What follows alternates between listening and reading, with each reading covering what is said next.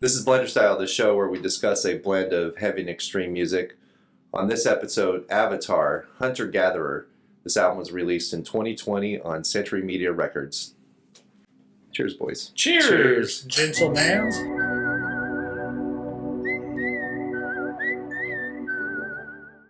Casey, this is your pick. I'm familiar with Avatar. I saw them live at Aftershock, and that's the first time I ever saw them, and they blew me fucking away. They were great live. That probably would have been a good show. I wish I was there. You were there. Oh.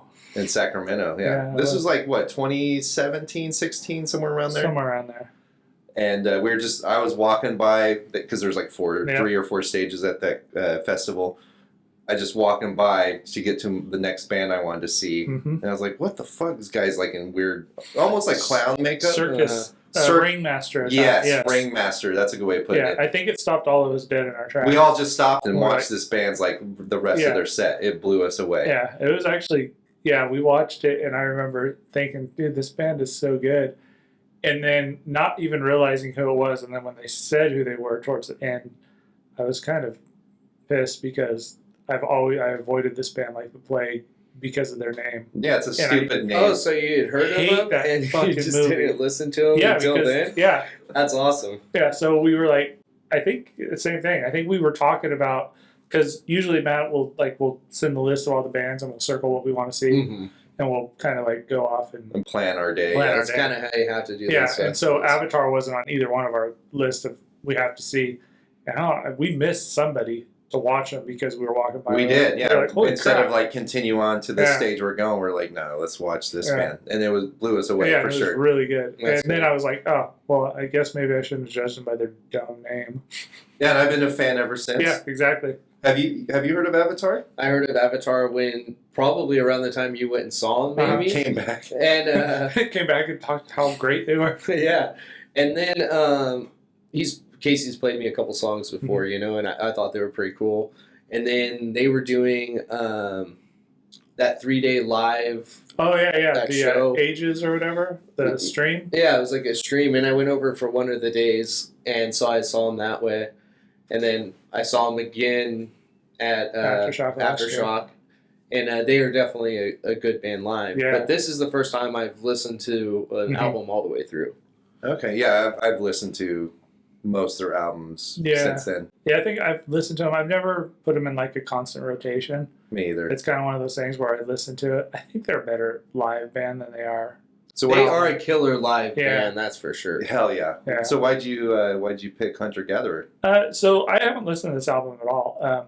This is their newest one. This is their newest one. I heard the single for Going Hunting or Gone Hunting or... I think it's Going Hunting. Yeah, I heard that and I thought that album was already out.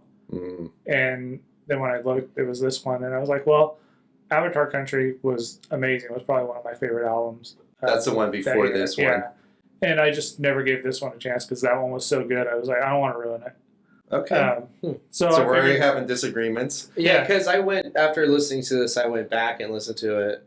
And I would say I like this album better than, the previous. So that was one of my things. I think they're two completely different concepts.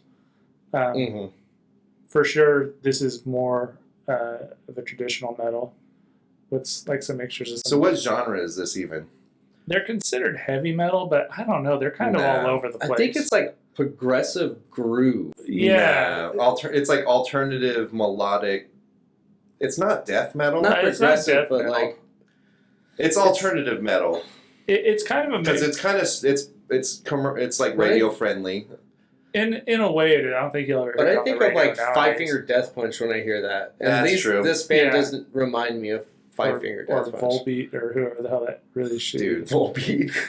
That band's horrible. Dude, I do not like Volbeat. No, dude, Travis. I wouldn't lump them together, but they suck. No, but that's why. But that's why I'm saying that radio friendly kind of music sound going on.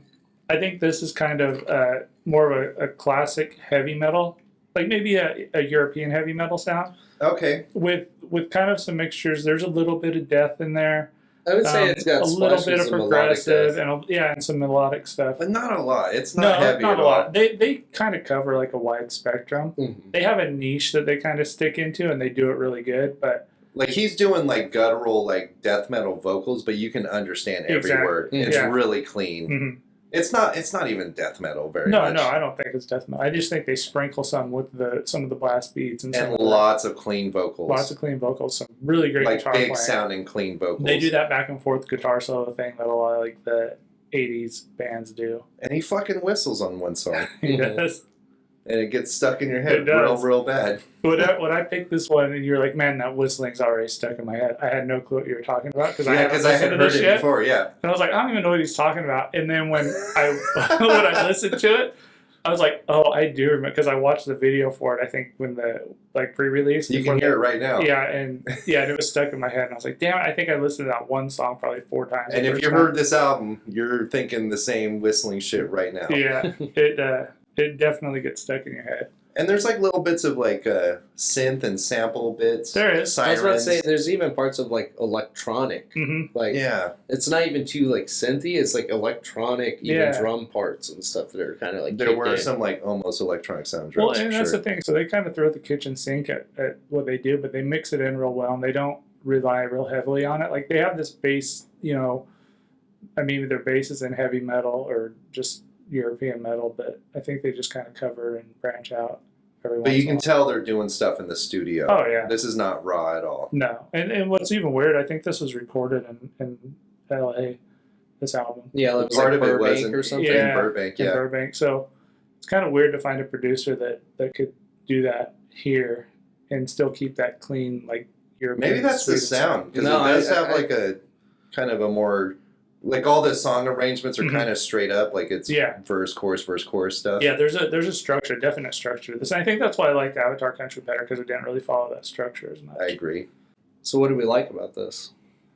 So like listening to this band live, they have this big live sound, and it kind of translates to their recordings. Like every time I hear their music on on headphones or whatever, I imagine how good it's going to sound live. Oh yeah, that's what I think about. And it translates, like it sounds cool. Like I'm vacuuming, and listening to this, and it sounds fucking awesome. I think that they do a really good job of portraying the emotion they're trying to convey in the song through just the musical parts. There's a part in Secret Door where they have this drum part during the chorus where they're kind of doing this tom fill kind of thing, and then it steps down to halftime and gives you like this really weird feeling of desperation, like you're stuck in this situation and you can feel like they've almost given up. So they do a really good job on that. His vocals do a really good job of portraying emotion, and he's a killer singer. He is. And I didn't like him when I first heard him, but it's grown on me quite a bit, and I actually really like it now. Another thing, they have some really cool guitar solos back and forth that I think is probably one of their better parts. Mm-hmm. And it's not everywhere. It's in like certain places that they really shine. Yeah, they don't go overboard. Because it's not very technical. No, it doesn't like jump out like, here's the guitar solo. No. It's like the lead guitar part, and it's tastefully done. Yeah, and they just hand it back and forth really well. That last song, the guitars do like a weird... I don't know what they're doing there, but it was kind of innovative and different, and I thought that was pretty cool. But there's some innovative parts on this. Like they're experimenting a bit. There's like ballads with no drums, just like acoustic guitar and him singing clean vocals over it. I like that it's not too heavy. Like it's really easy to put this on. You can listen to this with anyone, kind of. Oh yeah, I think so. I actually really like the lyrics. Yeah, that was kind of the concepts that he was kind of going back and forth with, which I did not think that was going to happen. Listening to this, because you're not really into lyrics that much. I am, but like a band like this, I'm not. Usually, I'm just it depends on what. And he's probably not native English speaking either. You could definitely tell. So that's the only. This sounds kind of actually pretty American to me. It doesn't sound very. And some of the metal parts and stuff, but his accent comes through. His accent does come through every once in a while. Yeah, but I really like the lyrics, and I like that the drummer's just pretty straightforward. Yeah, it's you good. know what I mean? Seeing him live bothers me because I just wouldn't play as stiff as him. He does. He looks like he plays so but that's stiff. his style. Yeah, and he does really good. And when he breaks out, he can break out and be really fluid and stuff. But he's a good drummer. I think he's just putting on that show to make him look like a machine or something. Yeah. Yeah. Well, you got to have style sometimes. Oh, yeah. And there's some bangers on this. Colossus. Oh, dude, that song is so dope. Like it. I can't wait to hear it live. Yeah. So what didn't we like? I mean. So I mentioned the ballads before. What's that one? Gun. That song sucks. It's just him singing like clean, like wimpy vocals over like piano or some shit. Yeah. It is not good. It is real bad. I think the softer parts for me are also not as good. And not the music's all right and stuff, but I think sometimes he tries to go higher than what he can actually really go. Yeah, I agree. And it's pretty obvious. Yeah. But he kind of wears it on his sleeve, so you're kind of like, okay, but at the same time, like, you think the other members would just be like, can we just... Yeah, he could... He does not do that. He could totally use a lot of... And he's like in that circus makeup, and he's like, hey! Okay, and that's another thing, too. The kind of gimmick thing kind of gets to me a little bit, you know what I mean? He's like on every cover. Like, there's artwork, and his face. He looks like a clown. He's like a... He looks like a skinny ICP kid. That's what I thought I was at the Juggalo. He's a Juggalo. In that Hunter Gatherer, the last episode, or not Hunter Gatherer, the Ages live stream or whatever, on the last day, they did it without makeup, and they just did a lot of their old like. See, that would have been cool to see. And it was weird. Like their early stuff is way like death metal. It's definitely. So they got more commercial sounding. I don't know. Yeah, they definitely got more commercial, but I don't know if it's because. I really feel like it's not to sell records. Yeah, because I don't feel like any of these songs are commercial like that you'd see to sell records. I feel like I do. Okay, let me put it this way. I don't know if any of these ones are commercial, as in the record label telling them to make something. I think they made this because it's what they wanted to make. I agree. Yes. Obviously, I don't think it's pressure. Yeah. Obviously, they're doing some stuff that they know is gonna, Oh yeah, be catchy and make them maybe a little bit popular on radio. And that's one of my dislikes too. Is like the predictable song arrangements. Yeah, it's kind of boring that way. Like I know what's going to happen. Yeah. So my dislike was kind of what Nate touched on, the vocals. There's parts where he gets probably a little too higher than his range could go, and he does. He wears it on his sleeve. He could totally auto tune it or whatever. But the fact that he doesn't, and that he just leaves it out there and raw like it is, it kind of gives a little bit more respect for it. But I'm with you. It gets kind of raspy at times. The songs are kind of long too. I mean, what is this? 45 minutes or something? The whole album makes up for it because there's only 10 tracks and it's a 45-minute album. But the songs individually are kind of long. Well, I think it's also because it is predictable. And I think sometimes it's kind of like it wears on you because you kind of like I've heard this. Yeah, we don't need to go through the measure 2 more times. Like we could 2/3 way through, you're just like skip because I know what's going to happen. What'd you give it for a rating, Nate? I gave it a 3.0.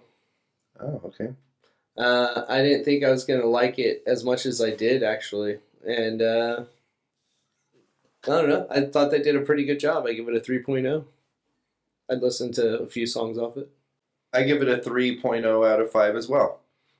It's pretty good. It's totally worth the spin. It doesn't blow me away, but it's killer. It's pretty, it's okay. Honestly, I'd go see them live again, though. Oh, yeah. 1,000%. They need to put out a live album or something, because I think... And also what's shitty is when you guys saw them, I heard that it was actually during the day, like one of the hottest parts. Yeah. When we saw them... It was kind of sundown. It was kind of... But I think they should deserve a better time slot. No, we saw them in bad time, like 10 a.m. It was like, they were probably 11 a.m. They're from Sweden, just like...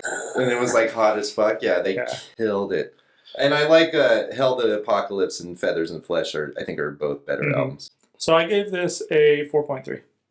I like it. It's great. I think Avatar Country's better, but I think to judge it based off Avatar Country is a disservice to it because it's kind of a different thing. Avatar Country felt like a concept. This feels like an actual album.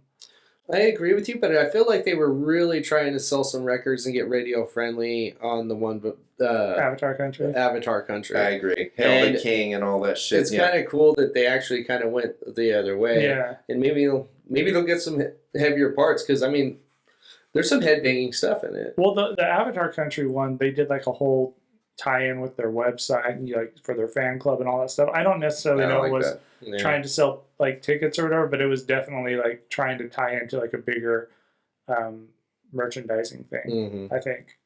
This is Blenderstyle. That was Avatar Hunter Gatherer. Blend until you break.